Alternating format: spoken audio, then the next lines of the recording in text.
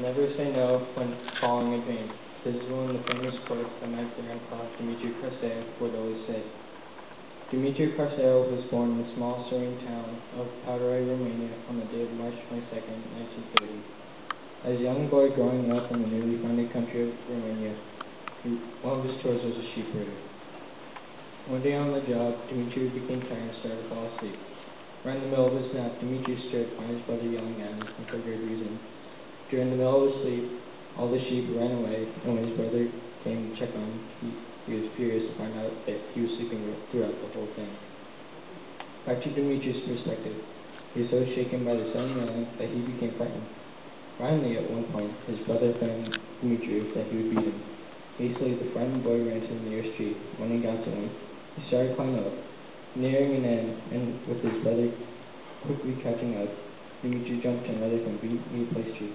As he was reaching out to grab a branch, he fell and landed on a twig, which caught him by the arm and was lodged there. With his weight, the branch turned on him and he started to fall. When his brother saw what had just happened, he ran out to see. He found out that he was losing a massive amount of blood, so he took him to his home, which took poor Dumitru to the hospital.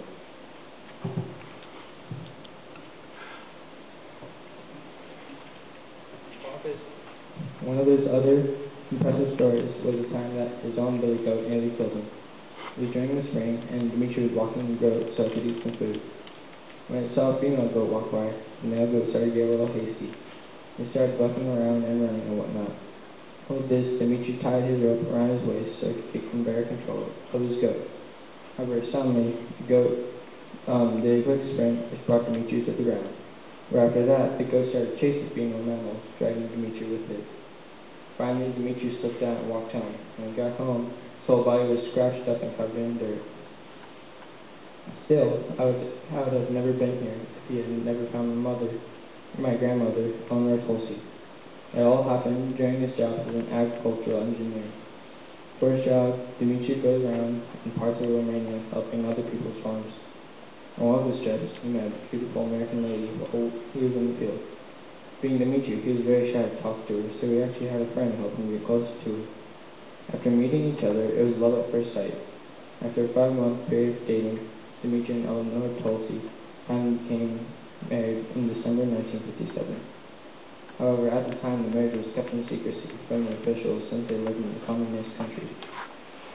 Yet after an abundant amount of years of marriage, Dumitru finally had access to travel by ship to the United States. Between his eras and ours, there have been many changes. Before, socializing was second nature, and I don't just mean friends, but also strangers that would just walk along the streets.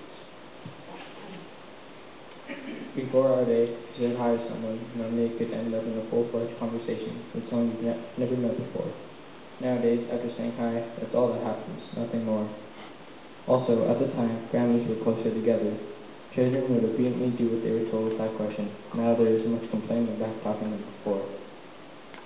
After doing this project, my grandfather has taught me that in the end, everything will go well if I follow his motto, never accept no when following a dream. Going through Dumitru's life, he has not only followed this motto, but has lived by it. Throughout his education, and even outside of school, he has been told that he can't do this or can't do that. In the end, however, he followed his own advice and is now a successful man. From this project, I found out that my grandpa was in the ROTC in his early teen years. While in the ROTC, he went through much physical labor. Actually, during his retired years, he never eats beans or rice because that's what they ate every day in the ROTC. Knowing that he was in the ROTC, it has helped me piece together another part of his life story and the reason why he acts the way he does now. In the end, this project has brought me closer to my grandpa than ever before.